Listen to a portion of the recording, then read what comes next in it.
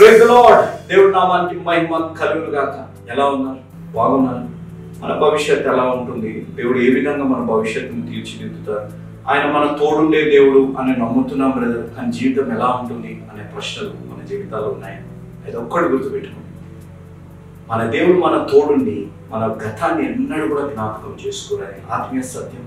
దీంట్లో ఇంకా లోతైన సత్యాలు తెలుసుకోవాలంటే ఈ ప్రార్థనలు ఏకీభవించండి. వాక్యాన్ని మీరు ప్రార్థన చేసుకున్నాం. మహోన్నతుడా, జీవం కలిగిన మా దేవ, జీవాధిపతి సర్వాధికారి అయిన దేవ, ఎంతైనా నమ్మదగిన దేవుడుగా మా జీవితాల్లో ఉన్నందుకు మీకు స్తుతులు స్తోత్రాలు చెల్లించుకుంటున్నాం. యేసు అనుచలకు అనేక బిడ్డలు వారి ప్రార్థన అవసరాలు పంపించారు ప్రభువా. వీటన్నిటిని మీ పాదాల దగ్గర తీసుకుని వస్తున్నాం తండ్రి. వీటిలో ప్రాముఖ్యంగా నీలిమ గారు గ్రూప్ 2 ఎగ్జామ్ కొరకే, సమంత గారు సుమన్ గారు సంతానం కొరకే, ప్రియదర్శిని గారు ఉద్యోగం కొరకే, గంగయ్య గారు హౌస్ కన్స్ట్రక్షన్ కొరకే, ఇంద్ర దివాకర్ గారు ప్రభావ బెడ్ రెస్ట్ 15 days అన్నారు, ఉన్న అనారోగ్యం నుంచి స్వస్థత కొరకే, సోని వివాహం కొరకే, మరియా వివాహం కొరకే, పావని వివాహం కొరకే, జయవాణి గారు ఉన్న అనారోగ్యంలో ఆరోగ్యం కొరకే, జాన్ పీటర్ గారు ఆరోగ్యం కొరకే, షైనీ గారు రెండో బాబు కొరకే, స్టీఫెన్ గారు ఉద్యోగం కొరకే, చంద్రశేఖర్ గారికి ఆఫీస్ లోని ఇబ్బందుల నుంచి విడుదల కొరకే, మ్యూలా గారి ఉద్యోగం కొరకే మేము ప్రార్థిస్తున్నాం. వీరే కాకుండా యేసు అనుచరులకు అనేక బిడ్డలు వారి ప్రార్థన అవసరాలు పంపిస్తున్నారు తండ్రి. వీటన్నిటిని పేరు పేరున మీరు జ్ఞాపకం చేసుకోమని మేము వేడుకున్నాం. ఈ విధంగా ప్రభావ నన్ను మమ్మల్ని ప్రతిరోజు ఈ వాక్యం ద్వారా ప్రభావ మీరు బలపరుస్తున్నారు. దానిని బట్టి ఎంతో వందనాలు కృతజ్ఞతలు మేము చెల్లించుకుంటున్నాం. అదే విధంగా ప్రేమ నమ్మకం కలిగిన మా ప్రియ పరలోక తండ్రి, జీవం కలిగిన మా దేవ, ఈ రోజు మా జీవితాల్లో ప్రభావ మేము సజ్జలుగా ఉన్నాము అనంటే మీ కృప, మీ కనికరం తండ్రి. మా జీవితాలు ఎన్నో ప్రశ్నలు ఉన్నాయి, ఎన్నో సందిగ్ధాలు ఉన్నాయి, ఎన్నో అనుమానాలు ఉన్నాయి, కానీ ప్రభావ మీరు మా తోడుండగా మా భవిష్యత్తు మార్గం లేని దగ్గర మార్గం సృష్టించే దేవుడు అని, పాడైపోయిన జీవితాలని ప్రభావ బాగు చేయగలిగిన దేవుడు అని నమ్ముతున్నాము తండ్రి. ఆ నమ్మకం ప్రతి బిడ్డ జీవితంలో రావాలి అనంటే ఈ రక్షణ సువార్త విని రక్షణ పొందాలి. ఇంత గొప్ప అవకాశాన్ని సద్వినియోగం చేసుకుని కోట్లాది ప్రజలు ఈ రక్షణ సువార్త వినేటట్టు వారు వెళ్ళలేకపోయినా వెళ్ళేలాంటి యేసు అనుచరుల పరిచయం ప్రోత్సహించి బలపరిచిన మా ప్రియులు, మా ఆప్తులు, మా కుటుంబ సభ్యులు, నా స్నేహితుడు ప్రభావ మిస్టర్ అండ్ మిసెస్ ఉజ్వల్ కొరకే మరియు అర్చన కొరకే, వారికి గొప్ప బహుమానంగా ఇచ్చిన ప్రభా సంజీవ్ కొరకే మేము ప్రార్థిస్తున్నాం. మీ కుటుంబాన్ని మేము దీవించి ఆశీర్వదించమని మేము వేడుకున్నాం తండ్రి. వీరు మీ ద్వారా ప్రేరేపింపబడి చేసిన సహాయాన్ని బట్టి ఈ రోజు ఒక్క ఆత్మైన రక్షణ పొందే అవకాశాన్ని దయచేశారు. అనేక బిడ్డలు ఎవరైతే వాక్యాన్ని వింటున్నారో వారు ఆత్మీయంగా బలపడే అవకాశాన్ని దయచేసినందుకు తండ్రి. వీరికి వాక్యం వింటున్న ప్రతి బిడ్డకి ప్రాముఖ్యంగా రక్షణ తీర్మానం తీసుకోబోతున్న బిడ్డలకి ఇస్తున్న వాగ్దానం తండ్రి. ప్రభు మీ అందరికీ తోడై ఉండును గాక. తెస్సలోనికలకు రాసిన 2వ పత్రిక 3వ అధ్యాయం 16వ వచనం దేవుడు ఇస్తున్న ఆజ్ఞ, నేను ప్రేమించు వారందరినీ గద్దించి శిక్షించుచున్నాను గనుక నీవు ఆసక్తి కలిగి మారు మనసు పొందుము. ప్రకటన గ్రంథం 3వ అధ్యాయం 19వ వచనం దేవుడి యొక్క గద్దింపుని ప్రభావ మా జీవితాల్లో శిక్ష అనుకోకుండా మారు మనసు పొంది ప్రభావ ఆయన మా తోడై ఉన్నారు అనే ఆత్మీయ అనుభవంలో ప్రతి బిడ్డను నడిపించండి. ఈ వాగ్దానం ప్రతి బిడ్డ జీవితంలో నెరవేర్చి దీవించి ఆశీర్వదించమని, వాక్యాన్ని వినబోతున్న బిడ్డలతో బోధించబోతున్న మాట్లాడి నడిపించమని యేసు నామం అడిగి వేడుకుంటున్నాము తండ్రి. ఆమేన్. Praise the lord. ప్రార్థనలో నాతో పాటు ఆమేన్ చెప్పిన ప్రతి బిడ్డని దేవుడు నిండుగా మెండుగా దీవించి ఆశీర్వదించినగా. అమూర్చలేమ అకాయనయ ఎలా ఉన్నారు? బాగున్నారు? ఈ కుటుంబము, వ్యక్తిగత జీవితంలో, వైవాహిక జీవితంలో పరిస్థితులు బాగున్నాయి? అదిగో పాతలు గతించాను, సమస్తము నూతనమయ్యాయి.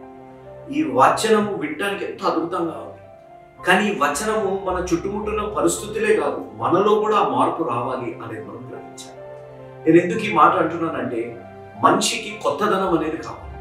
అది స్త్రీ అయినా పురుషుడైనా. ఈ కొత్తదనం అనే దాంట్లో మనిషి ఏం చేస్తున్నాడంటే విలువల్ని, విశ్వసనీయతని, నమ్మకాన్ని, విశ్వాసాన్ని కోల్పోతున్నాడు అనేది మనం గ్రహించాలి. ఈ వీడియో మీరు ఒకసారి జాగ్రత్తగా చూడండి. ఒకానొక సమయంలో టీవీ పెద్దగా ఉండేది, మనుషులు సన్నగా ఉండేది.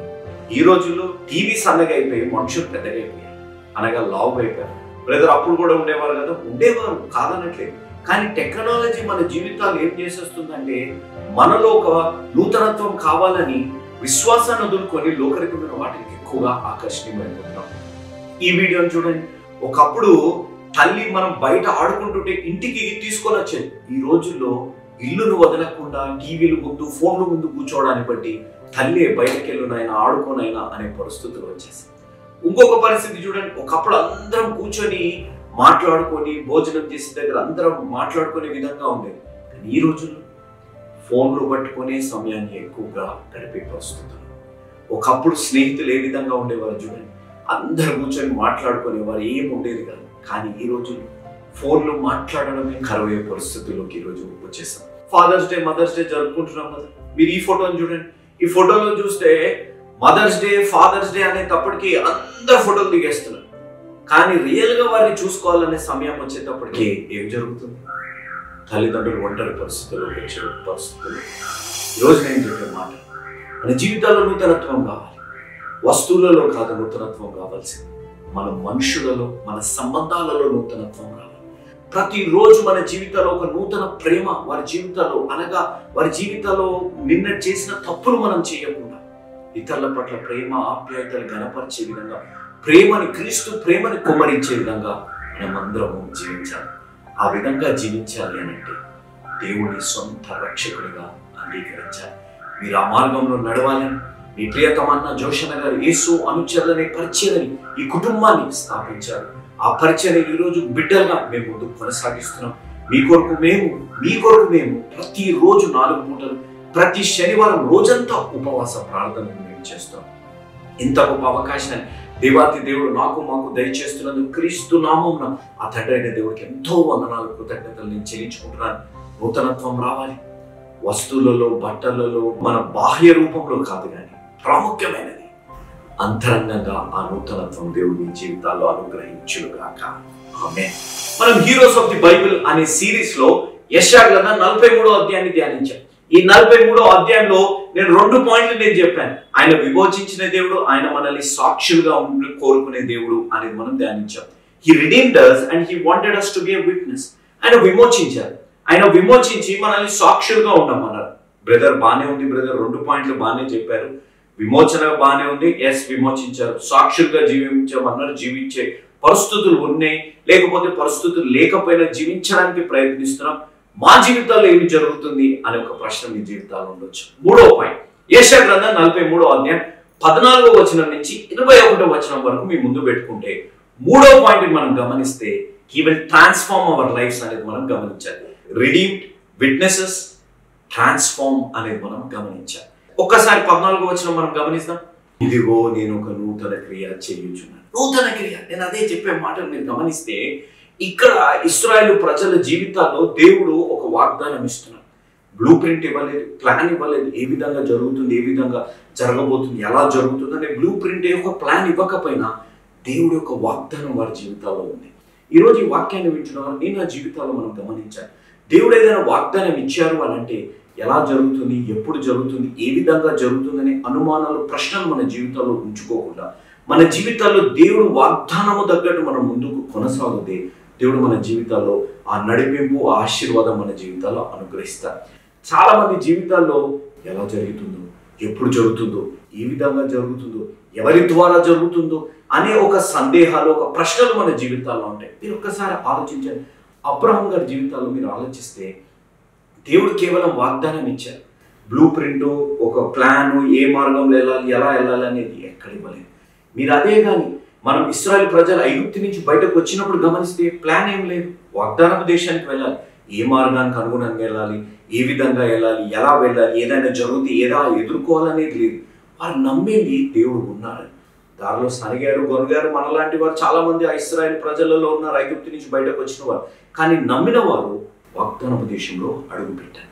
మనకు ప్లాన్ కావాలి, ఎప్పుడు జరుగుతుంది, ఎలా జరుగుతుంది, ఏ విధంగా జరుగుతుంది, ఎవరి ద్వారా జరుగుతుంది అనే ప్లాన్ కావాలి. కానీ దేవుడు వాగ్దానం ఒక్కసారి మీరు గుర్తుపెట్టుకోండి. తమ్ముడు, చెల్లెమ్మ, అక్కయ్య, అన్నయ్య, అంకుల్, ఆంటీ, మీకు ప్లాన్ కాదు, బ్లూ ప్రింట్లు కాదు, ఇవన్నీ కాదు కావాల్సింది. దేవుని యొక్క వాగ్దానం, దేవుని యొక్క తోడు. ఆ దేవుడు నీ జీవితాల్లో సమస్తాన్ని, నీ హృదయాన్ని, నీ సంబంధాల్లో నూతన ప్రేమని, నూతన ఐక్యతని దేవుడు దేవుని కాక, దేవుడు ఆ విధంగా దీవించును గాక. ఆమేన్. ఈ ట్రాన్స్ఫార్మ్ అనే దాంట్లో నేను 4 పాయింట్లు చెప్తాను, మీరు చాలా జాగ్రత్తగా గుర్తుపెట్టుకోండి. ఈ ట్రాన్స్ఫార్మ్ అనే దాంట్లో 4 పాయింట్లలో ఫస్ట్ పాయింట్ నేను చెప్పేది ఏంటిది అనగా ఏ అనేది, అనగా ఫస్ట్ పాయింట్ అనగా ఏ అనే దాంట్లో మీరు గమనిస్తే ఒక నూతన ఐడెంటిటీ దేవుడు మనకిస్తారు, అనగా ఒక నూతన గుర్తింపు దేవుడు మన జీవితాల్లో మనకు కలిగిస్తారు అనేది మనం గ్రహించాలి. నేను ఎందుకు ఈ మాట అంటున్నానంటే దేవుడు ఇక్కడ మునుపటివి జ్ఞాపకం చేసుకోకండి అని అంటున్నాను. అనగా మన లైఫ్లో మనం చేసే తప్పు ఏంటిదనగా మనము పాత గాయాల్ని మళ్ళీ మనమే ఆ గాయాన్ని రేపి ఆ గాయాన్ని మళ్ళీ మనమే జ్ఞాపకం చేసుకుంటూ ఉంటాం. అది మంచి అయినా అది చెడైనా. నేను మరొక మాట చెప్తూ వచ్చాను. ఏంటి నాకు తల్లి అన్నదంట, మన జీవితాల్లో ఒంటరితనంలో ఉన్నప్పుడు ఎప్పుడు కూడా పాత వాటికి వెళ్ళకూడదు అని అన్నది. ఎందుకు మమ్మీ అని కుమారుడు అడిగితే, ఎప్పుడైనా నీకు దాహమైతే నువ్వు విషాన్ని తాగుతావా, విషము తాగవు కదా. ఆ విధంగానే ఒంటరితనంలో ఉన్నప్పుడు, నిరాశ నిస్పృహలో ఉన్నప్పుడు పాత వాటికి వెళ్ళకూడదు, పాత వాటిని మనం జ్ఞాపకం చేసుకోకూడదు అని అన్నదంట. ఈరోజు నేను చెప్పే మాట, నీకు దేవుడు ఆయన స్వరక్తం ఇచ్చి ఆయన రక్త ప్రోక్షణలో నిన్ను నన్ను కడిగింపజేసినప్పుడు మన జీవితాల్లో ఒక నూతన గుర్తింపు, ఆయన కుమారుడుగా ఆయన కూతురుగా మన జీవితాల్లో వచ్చినప్పుడు ఇంకా ఎందుకు మన పాత జ్ఞాపకాలు, పాత గాయాలలో మనం ఇంకా ఉంటున్నాం? Why are we meddling with all the old wounds? Let it them be good or bad. కొన్ని మార్లు మన జీవితాల్లో భార్యతో కొట్లాటైనా, భర్తతో కొట్లాటైనా, లేకపోతే మన జీవితాల్లో కుటుంబాల్లో ఏదైనా నిరాశ నిస్పృహకరమైన పరిస్థితులైనా, మన జీవితాలు అన్ని వదులుకొని మనం ముందుకు వెళ్తే కొన్ని సందర్భాలలో మన జీవితాల్లో ఏమి కలుగుతాయంటే మన పాత తీపి జ్ఞాపకాలు గుర్తొస్తున్నాయి, లేకపోతే పాత గాయగలిగిన పరిస్థితులు వస్తాయి. పాటలు విన్నా, ఏదైనా ఆ సందర్భం వచ్చినా, ఎవరైనా చూసినా, ఏదైనా మాటలు విన్నా, ఈ విధంగా మనం గుర్తొస్తుంటే అది నష్టం ఏ విధంగా ఉంటుందంటే పాత గాయాలని మనమే రేపుతున్న పరిస్థితులు మన జీవితాల్లో వస్తాయి. ఈ వీడియో చూడండి. ఈ వీడియోలో చూస్తుంటే అందరు జీవితంలో మెట్లు ఎక్కేస్తున్నారు, పక్కన ఉన్న వాళ్ళందరూ జీవితంలో మెట్లు ఎక్కేస్తున్నారు. కానీ ఈ వ్యక్తి మాత్రము ఎంత మెల్లిగా మెట్లెక్కుతున్నాడు. ఎందుకు ఎక్కే పరిస్థితి వచ్చింది? ఎందుకనగా ఆయన గతాన్ని మోస్తున్నాడు కాబట్టి. ఆ గతాన్ని మోయడాన్ని బట్టే అతని జీవితంలో వేరే వాళ్ళు ఆశీర్వదింపబడుతున్నట్టు ఇతను ఆశీర్వదింపబడట్లేదు అనేది మనం గ్రహించాలి. దేవుడు అందుకే ఇక్కడ అంటున్న మాట, నేను ఇంక మునుపటివి మీరు జ్ఞాపకం చేసుకోండి, కొత్తవి నేను చేయబోతున్నాను. దేవుడు కొత్త గుర్తింపు ఇవ్వబోతున్నాడు. దేవుడు కొత్త కార్యాలు నీ జీవితాల్లో చేయబోతున్నాడు. మన జీవితాలు ఏం చేస్తాం తెలుసా? మీరు ఏదైనా కొట్లాటలు చూసుకోండి, ఏదైనా మనస్పర్ధలు, భేదాభిప్రాయాలు వచ్చాయనుకోండి, ఇంక్లూడింగ్ ఎవరైనా క్షమించిన వారు ఉన్నా కూడా మనం ఏం చేస్తామనంటే పాతవన్నీ తీసుకొని వస్తుంటాం, పాతవన్నీ జ్ఞాపకం చేస్తుంటాం. మీరు అప్పుడు ఇలా చేసినా నేను ఇలా స్పందించలేదు, మీరు అప్పుడు ఇలా చేస్తే నేను మీకు ఇలా సహాయం చేస్తాను, నువ్వు ఆ విధంగా ఉండేవాడు, ఈ విధంగా ఉండేవాడివి అనే విధంగా ఉంది. కానీ మీరు ఈ వచనంలో గమనిస్తే 18వ వచనంలో కనిపిస్తే, మీరు మునుపటివి మీరు జ్ఞాపకం చేసుకోకండి అని దేవుడు అన్నట్టు మనం గమనించాలి. కానీ సాతానుడు ఏం చేస్తాడంటే, మీరు గమనించాలి, చాలా జాగ్రత్తగా గుర్తుపెట్టుకోవాలి. సాతానుడు ఏమి చేస్తాడంటే ప్రతి క్షణం మన జీవితాలు, మన సంబంధాలలో, ప్రాముఖ్యంగా అది దేవుడితోనైనా, అది మన కుటుంబంలో అయినా, అది మన భార్యాభర్తల సంబంధమైన పరిశుద్ధ సంబంధం ఏది ఉన్నా దాంట్లో సాతానుడు ఏం చేస్తాడంటే ప్రతి అడుగున గతాన్ని తీసుకొని వస్తుంటాడు. అది మంచి అయినా చెడైనా. అది ఎందుకు తీసుకొని వస్తాడంటే దేవుడితో సంబంధం బలహీనపరచడానికి.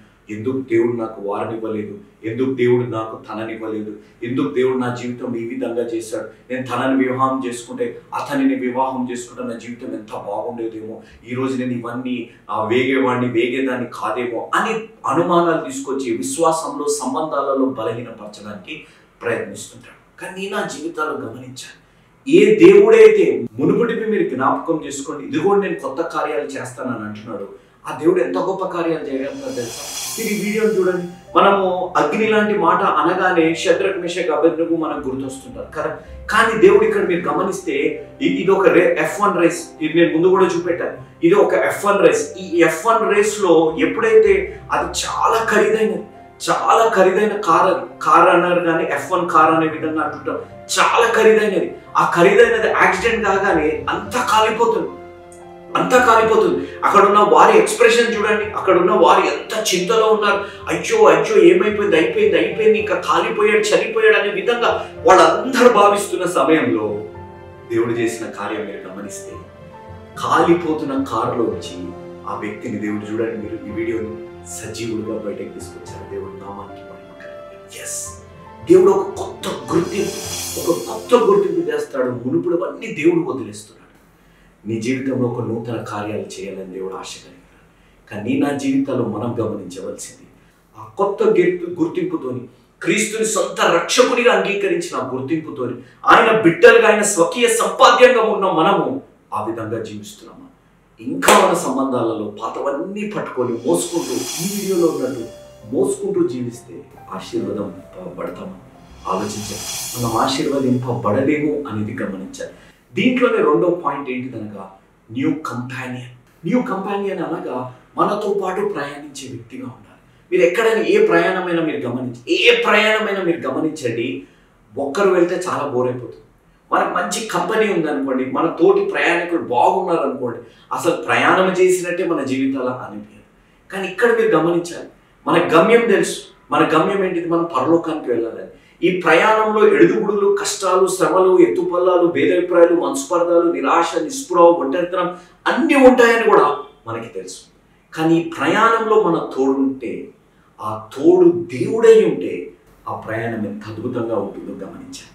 అవే వచనాలు ఇక్కడ మీరు 14వ వచనం నుంచి 21వ వచనం మీరు గమనిస్తే, దేవుడు ఒక నూతన గుర్తింపు ఇస్తాను అంటున్నారు.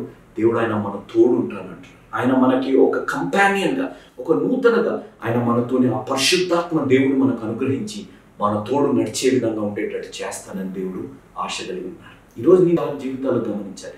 It's not about the journey, it's not only about journey. ఇది ప్రయాణం గురించే కాదు, కానీ ఆ ప్రయాణంలో మనం తోడుండే వారి గురించి ఎంతో ప్రాముఖ్యమైనది. అది ఏ సంబంధమైన చూడండి, వివాహం అనే ప్రయాణంలో, జీవితం అనే ప్రయాణంలో, విశ్వాసం అనే ప్రయాణంలో, మన జీవితాల్లో మన తోడు ఎవరైతే ఉన్నారో వారు ఎంతో ప్రాముఖ్యమైనది మనం గమనించాలి.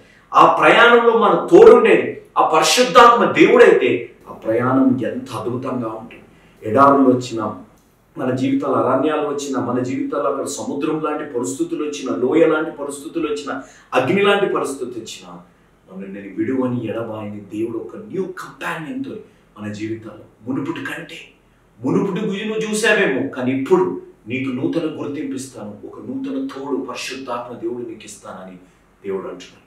మూడోది అనగా సి అనేది మనం గమనిస్తే, ఒక న్యూ మిషన్ మన జీవితాలు, ఒక న్యూ మిషన్ దేవుడు మన జీవితాల్లో ఇస్తున్నారు. ఏంటంటే పాతవన్నీ వదిలేయాలి, నూతనత్వంలో మనం జీవించాలి, నూతన గుర్తింపుతో మనం జీవించాలి. ఎందుకనగా పరిశుద్ధాత్మ దేవుడు మన తోడున్నాడు. ఒక నూతన మిషన్ పై ఆయనకి మహిమ తెచ్చే విధంగా మనం జీవించాలి. మన జీవితాలు ఒక సజీవ యాగంగా ఉండే విధంగా, అనేకులని ప్రేరేపింపబడే విధంగా, అనేకులకు ఆశీర్వాదకరంగా ఉండేటట్టు మనం జీవించాలి. కానీ మనుషులుగా మనం చేసే తప్పు ఏంటి చెప్పండి? మనకు వస్తువులకి, మన బట్టలకి, మన అందచందాలకి, మన జీవితాల ఆస్తి అంతస్తులు సంపాదించడానికి వీటికి ఇచ్చే ప్రాముఖ్యత మన జీవితానికి ఇస్తున్నాం. ఒక్కసారి ఆలోచించండి. మనము ఫోన్స్లో అప్డేట్ అయిపోతున్నాం, కార్స్లో అప్డేట్ అవుతున్నాం, ఇళ్ళని రెనోవేషన్ చేస్తున్నాం, ఇళ్ళకి పెయింట్లు వేసేసే విధంగా జీవిస్తున్నాం, మన జీవితాల్లో హెయిర్ స్టైల్ మారుస్తున్నాం, బట్టలు మారుస్తాం, అన్నీ మార్చేస్తాం. జీవితాన్ని మీరు ఆలోచించండి. నేను ఒక మాట చెప్పాలి. ఒక కారు ఉంది, ఒక డ్రైవర్ ఉంది, కొత్త కారు కొత్త డ్రైవర్, ఓకేనా? అప్పుడే నేర్చుకున్న డ్రైవర్ అని అనుకుందాం, అప్పుడే కొత్త కారు ఉన్నారు. ఈ కారు ఈ డ్రైవర్ ఇద్దరు కొత్త వాళ్ళే నడుపుతూ ఉన్నారు. ఈ కారుని నడుపుతూ ఉంటే ఒక 5 సంవత్సరాలు నడిపారు.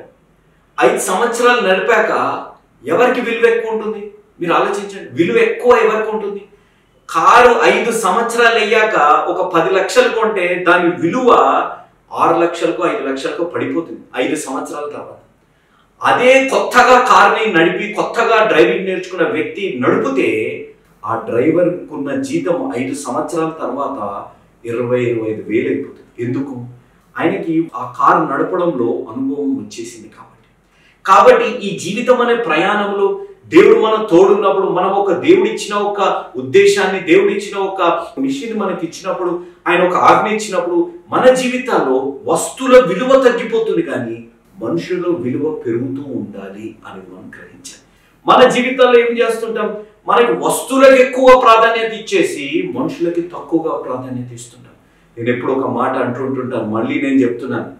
మనుషులు బ్రతుకున్నప్పుడు ఏడిపిస్తుంటాం, చనిపోయాక వారిని క్షమాపణ అడుగుతుంటాం. ఎంత బాధగా. కానీ దేవుడు ఈరోజు అంటున్న మాట, నీకు ఒక నూతన గుర్తింపిస్తాను, new identity, new companion, the Holy Spirit and new mission live for me. నాకు సజీవ సాక్షులుగా ఉంటాను. బ్రదర్, నూతన గుర్తింపు బాగానే ఉంది, పరిశుద్ధాత్మ దేవుడు మాతో ఉంటాను అంటున్నారు, బాగానే ఉంది. ఆయన ఒక నూతన పని చెప్తున్నారు, సర్వలోకాన్ని సువార్త ప్రకటించాలి, మా జీవితాలు సాక్షిగా ఉండాలి, బాగానే. మా భవిష్యత్తు ఎలా ఉంటుంది బ్రదర్? తీయండి. యెషయా గ్రంథం 43వ అధ్యాయం 19వ వచనం నుంచి 21వ వచనం మీరు గమనించండి. న్యూ మిషన్ ఏంటిది? ఆయన నామాన్ని ప్రచురం చేయాలి.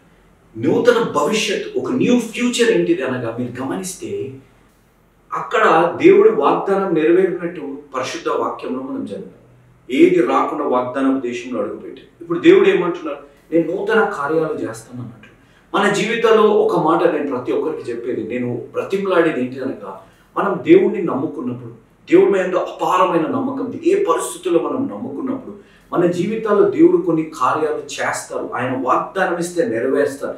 అది మనం నమ్ముకొని దానికి అనుగుణంగా మనం విశ్వాసంతో జీవించి, విశ్వాసంతో డాక్టర్ దగ్గరికి వెళ్ళినా, విశ్వాసంతో మనం ఏదైనా పని చేసినా, మన జీవితాల్లో మీ దేవుడు ఉన్నాడు కదా, నువ్వు డాక్టర్ దగ్గరికి ఎందుకు వెళ్తున్నావు, నువ్వు దేవుడు ఉన్నాడు కదా, లేకపోతే ఈ పలానా అధికారి దగ్గరికి ఎందుకు వెళ్తున్నావు, దేవుడే కార్యాలు చేస్తాడు అనే విధంగా ఆలోచించాలి. దేవుణ్ణి ఎందు నమ్మకంతో మనం ఏ అడుగు వేసినా దేవుడు నూతన మార్గాన్ని చేస్తాడు. మీరు ఈ ఫోటోని చూడండి, మీరు ఫోటోని చూస్తుంటే దేవుడు ఒక మార్గం ఏర్పాటు చేస్తున్నాడు. ఆ మనిషి అక్కడ నిలబడ్డప్పుడు దేవుడు త్రొగట్లేదు, ఆ మనిషి నడుస్తున్నాడు. ఈరోజు నీ నా జీవితాల్లో వైద్యుల దగ్గరకు విశ్వాసంతో ప్రార్థన చేస్తున్నాను దగ్గర వైద్యుల దగ్గరికి వెళ్ళకూడదు, విశ్వాసంతో ప్రార్థన చేసి నాకున్న సమస్యలు అధికారుల దగ్గరికి వెళ్ళకూడదు, దేవుడే కార్యం చేస్తాడు అనే ఆలోచన మీరు పెట్టుకో. నేను చెప్పే మాట, యు బిలీవ్. మీరు ఒక విశ్వాసంతో మీరు ఉండండి. మీ విశ్వాసంలో దేవుడు కార్యము చేస్తాడనే నమ్మకం మీలో ఉన్నప్పుడు మీ చుట్టుముట్టున్న వారు మిమ్మల్ని మూర్ఖులుగా చూస్తుండొచ్చు. లేకపోతే మీరు ఏంటిది ఈ విధంగా ఉంటుంది, ఈ విధంగా దేవుడిని నమ్ముకుని ఈ పని చేస్తుంది, అటు వెళ్తుంది ఇటు వెళ్తుంది అని అనుకోవచ్చు. కానీ దేవుడు కొన్ని మార్గాలలో కొన్ని మనుషులను ఏర్పాటు చేసి గొప్ప కార్యాలు చేస్తాడు. అది అన్యులైన ఎవరినైనా మీరు గమనిస్తే దేవుడు కొన్ని గొప్ప కార్యాలు ఆయన పాత్రగా వాడుకొని మన జీవితాల్లో కార్యాలు చేస్తాడు. ఆ కార్యాలు మన జీవితాల్లో మనం గ్రహిస్తే ఈ ఫోటోలో ఉన్నట్టు మార్గం లేని దగ్గర మార్గాన్ని సృష్టించే దేవుడు మన జీవితాల్లో ఉన్నారు అనేది మనం గ్రహించాలి. కాబట్టి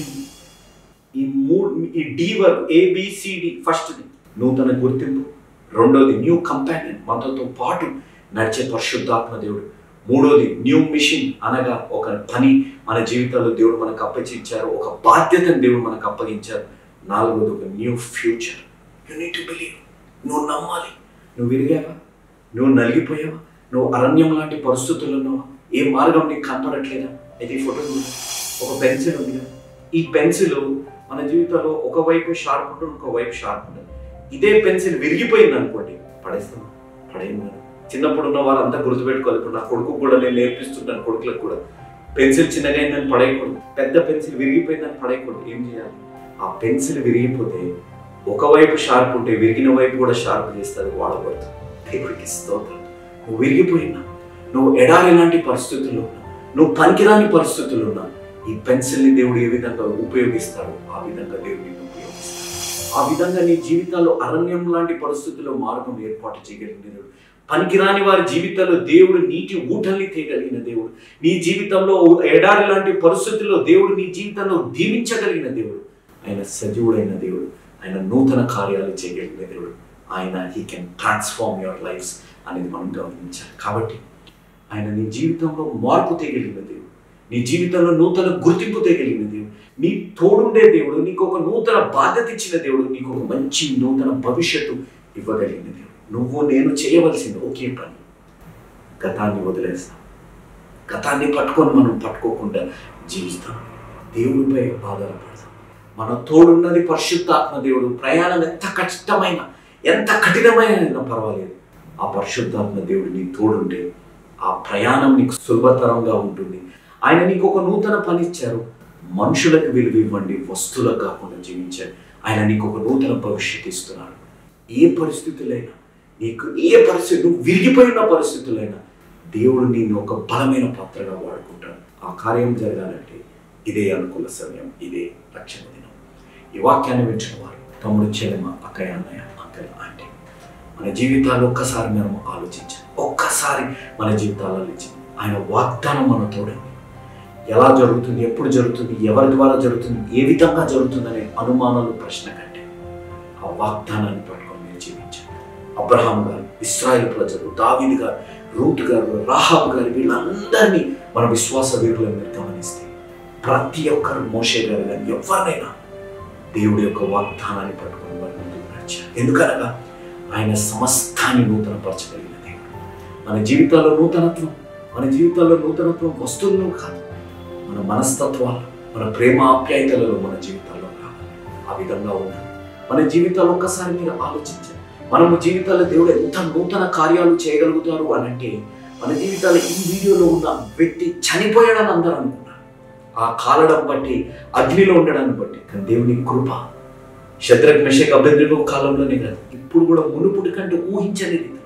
మీరు గమనిస్తే దేవుడు ఆయనను బయటికి తీసుకొని వచ్చారు. ఆ కార్యాలు చేయగలిగినది. ఈరోజు ఆ దేవుడు నీ తోడు ఉండాలని ఆశ కలిగినది. నువ్వు పాతవి పట్టుకో, పాత జ్ఞాపకాలను నువ్వు జీవించావు. నువ్వు ఎప్పుడైతే గతాన్ని మోస్తావో నీ జీవితంలో ఆశీర్వదింపబడు. నీ జీవితంలో మెల్లగా ఎక్కుతావు, కానీ నీ పక్కకున్న వారు ఆ ఆశీర్వాదము లేకపోతే విజయవంతమైన జీవితాన్ని ఎంత వేగవంతంగా ఈ వీడియోలో మీరు గమనిస్తే తెలుస్తుంది. మనం గతాన్ని పట్టుకుంటే మనం వెనక్కి వెళ్ళిపోతుంటాం, దాన్ని ముందుకు లాగుకుంటూ తీసుకొని వెళ్తే ఆశీర్వదింపబడు. సాతానుడికి కావాల్సిందని ఆ విధంగా మనం జీవిస్తున్నాం. ఆలోచించాలి.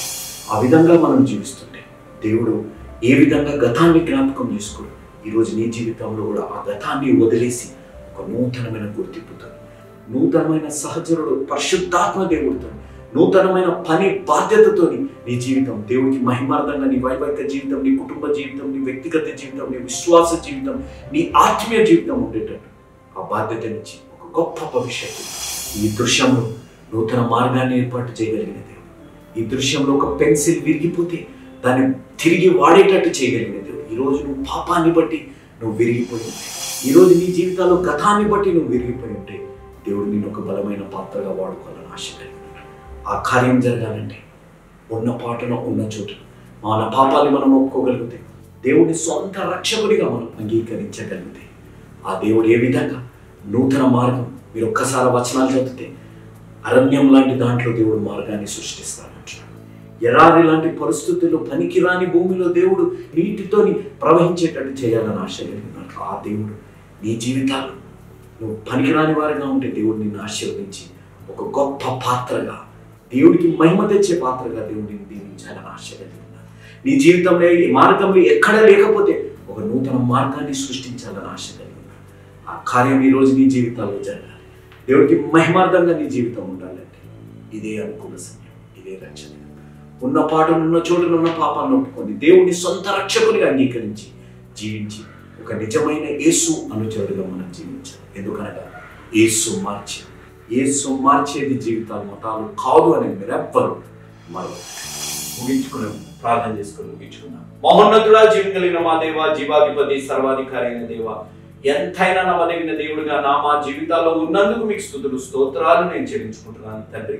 ఈరోజు ఈ వాక్యం మీ ఆత్మ నడిపింపు ద్వారా జరిగిందని, దేవుడు మా భవిష్యత్తులో మా తోడై ఉండే దేవుడు, మా ప్రయాణంలో మా తోడై ఉండే దేవుడు, మాకు ఇచ్చిన బాధ్యతలో మా తోడై ఉండే దేవుడు, మాకు ఒక నూతన గుర్తింపు ఇచ్చిన దేవుడు, మా జీవితాలను మార్చే దేవుడు ఉన్నారని ఆత్మీయ అనుభవంలో ప్రతి బిడ్డను నడిపించమని యేసు నామం అడిగి వేడుకున్నాం తండ్రి. ఆమేన్. Praise the lord. మీ ముందుకు రావడానికి ఒక ప్రాముఖ్యమైన కారణం, మేము ఈ టీవీ పరిచర్యని ఎందుకు ప్రారంభించాం, ప్రాముఖ్యంగా తండ్రి అయిన నాన్నగారు, కీర్తిశేషులైన నాన్నగారు జోష్ అన్నగారు ఎందుకు ప్రారంభించారు అనేది వారి మాటల్లోనే విందాం. ఈ కార్యక్రమాన్ని నిర్వహించడానికి నేను ఎంతో ధైర్యం చేశాను అనే విషయాన్ని జ్ఞాపకం చేస్తున్నాను. డబ్బుండి కార్యక్రమాన్ని ప్రారంభించలేదు, నన్ను రక్షించి ఇంతవరకు పిలిచిన ప్రభు ఉన్నారు అని, తదుపరి విశ్వాసులైన మీరు ఉన్నారు అనే ధైర్యంతో ఈ కార్యక్రమాన్ని కొనసాగిస్తున్నాం. విన్నారు కదా, నాన్నగారు ఏ ధైర్యమైతే వారు చేసి టీవీ కార్యక్రమాలని ప్రారంభించారు, మన రక్షకుడైన యేసు ఉన్నారని, విశ్వాసులైన మీరు ఉన్నారనే ధైర్యంతోనే ఈ టీవీ కార్యక్రమాలని మేము కొనసాగిస్తున్నాం గత సంవత్సరాలుగా. ఇక ముందు కూడా మేము కొనసాగించాలి అని అంటే మీలో విశ్వాసులైన మీరు, ప్రేరేపింపబడ్డవారు మీరు, వచనం వెంబడి వచ్చిన ధ్యానాలు జోషన్న గారివి, పాయింట్ వైజ్ ధ్యానాలు జాన్ స్పర్జన్ గారివి, హీరోస్ ఆఫ్ ది బైబిల్ అనే సిరీస్ ధ్యానాలు భక్త్ సింగ్ నావి కొనసాగేటట్టు మీరు ప్రేరేపింపబడితే, మీరు సహాయం చేసి మీరు నేరుగా నాతోని మాట్లాడవచ్చు. నాతో మాట్లాడి మాకు సహాయం చేయాలనేది నా మనవి. కాబట్టి మీరందరూ ఏ భారమైతే, సేవా భారమైతే నాన్నగారు గత 40 సంవత్సరాలుగా ముందుకు కొనసాగించారు, ఇప్పుడు యవనస్తులమైన మా అన్నగారు జాన్ స్పర్జన్ గారు మాపై ఉంది. కాబట్టి మీరు కూడా ఏ విధంగా నాన్నగారిని అయితే ప్రోత్సహించారు, నాన్నగారిని ఆదరించారు, మమ్మల్ని కూడా ఆ విధంగానే ప్రోత్సహించి ఆదరిస్తారని నమ్ముచు సెలవు తీసుకుంటున్నాను. దేవుడు మిమ్మల్ని దీవించి ఆశీర్వదించునుగాక. ఆమేన్.